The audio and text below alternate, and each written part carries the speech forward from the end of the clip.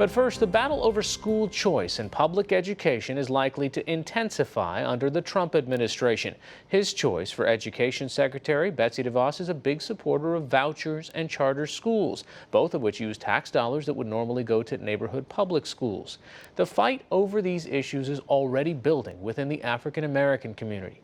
The NAACP is calling for a moratorium on new charter schools, but some black parents are pushing back against that.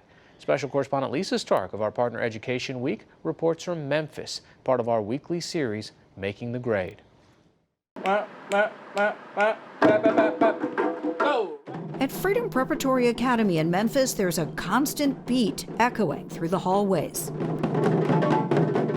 And it's not just from the African drum class required of every middle schooler here. What's being drummed into these charter school students is that education. Go ahead and track number 2. A college degree. This is done to be independently and silently. And proper behavior are critical to getting ahead. If I had to ask you to describe Freedom Prep in one word, what would it be? College. Preparation. Life.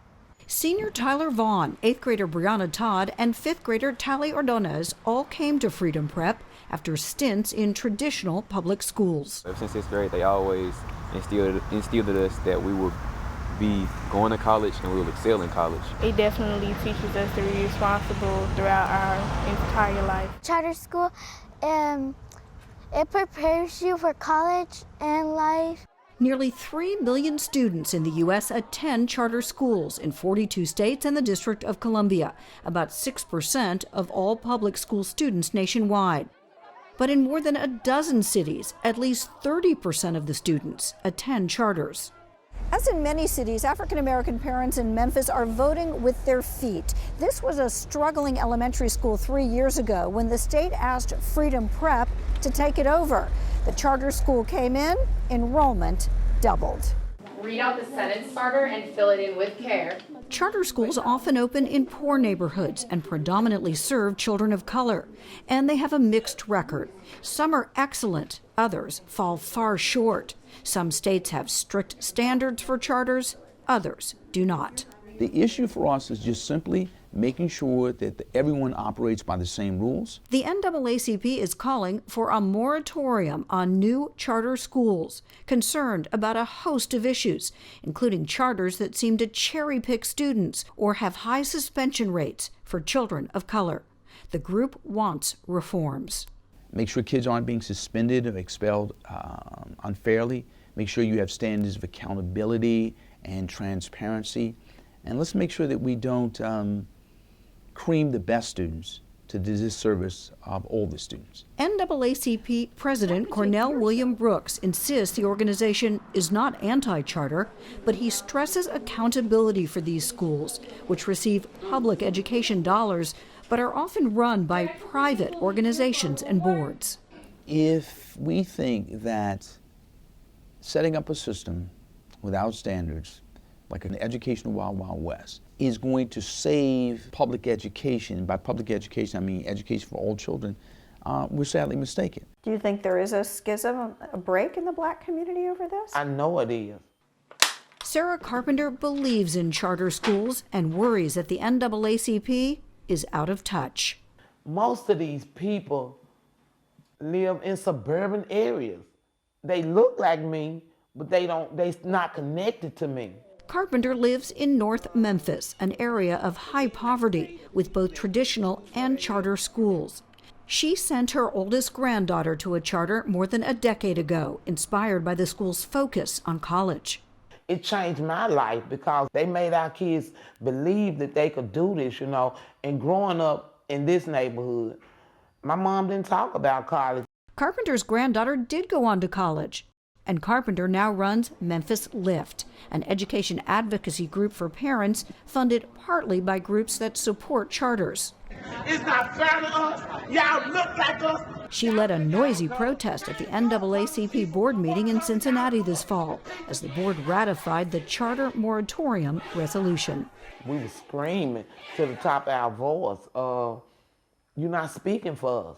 I don't think they have the full understanding and exposure of what a proper adequate education is for their children. Keith Williams is the executive director of Tennessee's largest local teachers union, and he believes parents are often hoodwinked by charters. But it sounds to me like you're saying parents shouldn't have a choice, aren't smart enough to know where their kids should go to school. I am saying that some parents are not capable of determining venues that will be the most advantageous for their children, and that is a fact. Jim Crow South, historical context. Teachers' unions have long opposed charters, which in most cases can hire and fire teachers at will. And Williams believes charters have harmed public education as a whole. If we did not have the competitive economic interests of these self-serving entrepreneurs and charters, public schools would be in a better condition, they would be more academically sound, certainly more financially sound. But for parents such as Kimberly McNeil, there is no debate. She even moved just so she could easily get her daughters, Cassidy and Kai, to a nearby charter school, Vision Prep. Good morning, Cassidy. Me coming from a Memphis City school, I wanted something different, something more challenging for my children. It's important for you to have a choice. It is. It's important for anybody to have a choice, whether it's public, private, or charter. Everybody should have a choice in where they feel like their children would do better at and succeed at. So let's give her 3 snaps for sharing. At Vision Prep, which is well regarded, you'll find the hallmark of many charters. Students are called scholars, and colleges emphasized, from pennants to classroom cheers. Mighty, mighty bison, go bison, go at you! And like many charters, this is a no excuses school, stressing high standards in academics and behavior. Good morning, Kentra. Look at me. Practices that don't always sit well with charter opponents, but appeal to many parents. I think it's good because it's teaching children focus. It's teaching them to be on one accord at school. They're trying to be uniform. They're trying to be more organized and put together, which is a good thing because it not only teaches them here, it teaches them how to be like that at home. Back to your book, where we left off. The battle over charters is only likely to heat up. President-elect Trump is a big supporter of school choice. But many argue this is the wrong debate, that what's critical is finding schools that work, no matter how they're set up. I feel so sad because we shouldn't have to fight for our kids to get a quality education.